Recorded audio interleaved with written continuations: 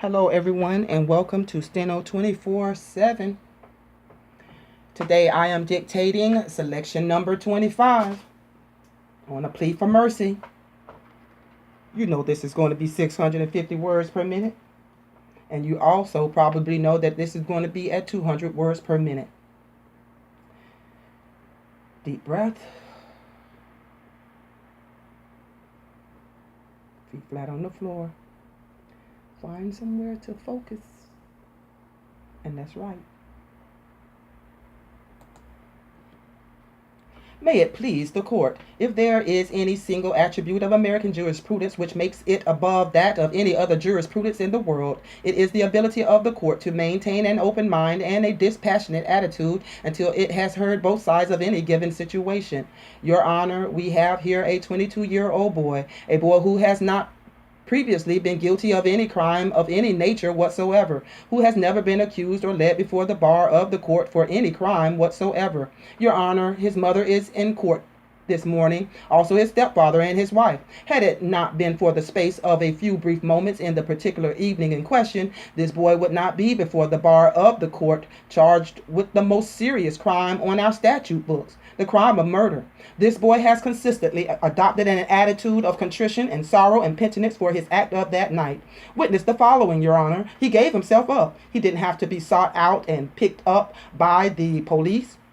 He didn't cause the police to search over the community for him. He gave himself up voluntarily to the police officers and of his own free will and volition gave a statement to the police officers in the presence of Clifford Morrison, withholding nothing, telling everything that he knew, completely penitent, completely contrite. Your Honor, much has been said, making light of the Prohibition Act, the Volstead Act. If ever there was a justification for that act and its rigid enforcement, that justification is before Your Honor this morning. Here is a boy, 22 years old. If he hadn't had 15 or 20 shots of whiskey in him and maybe a dozen beers, this boy would not be before the bar of the court this morning.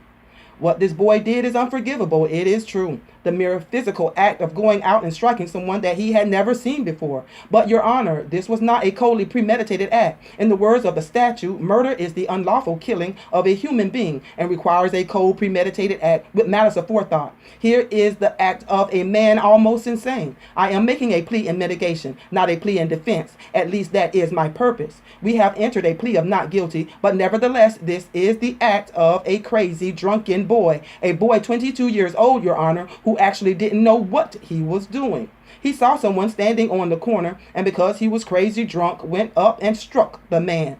Your Honor, I did not make a plea in defense. We did not enter a plea of not guilty. I say this as much for the defendant as for his family, because the practitioner at the bar would not like to have it on his conscience that the most serious of all penalties might possibly be inflicted upon this boy. I earnestly ask Your Honor to keep in mind the other facts and the other elements in this case. In brief repetition, the boy gave himself up, willingly disclosing all that he knew. All the testimony in this case indicates that this boy had consumed a quantity of liquor and that the crime was committed in the heat of drunken rage. Under all the facts in this case, on behalf of this boy, this 22-year-old boy, on behalf of his mother and his stepfather and his wife, this boy who has his whole life before him, who has never before done anything wrong, we throw ourselves upon Your Honor's mercy. If you enjoyed that, please give me a thumbs up. And happy writing, everyone.